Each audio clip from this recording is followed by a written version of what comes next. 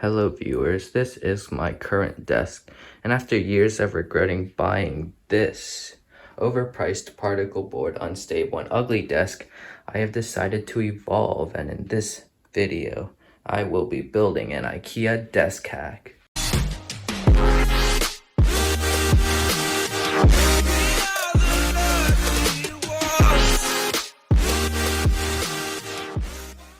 Okay, so I just got rid of my old desk, which was actually a bit of a struggle, but I eventually managed.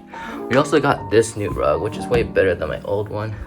So I'm going to be building an IKEA desk hack. If you don't know what that is, it's basically a DIY desk where you use an IKEA counter tabletop and then combine it with either Alex drawers or some legs. So basically we'll have Alex drawer there, countertop, and then some legs. So we got the Salgin countertop, 74 inches oak themed. We got a black Alex, and then we got one black Adil, one white Adil. I would have gotten two blacks, but they only had one, so I'll have to manage with this for now. We also got this Calyx storage. It'll basically go against that wall as an extra bookshelf storage sort of thing.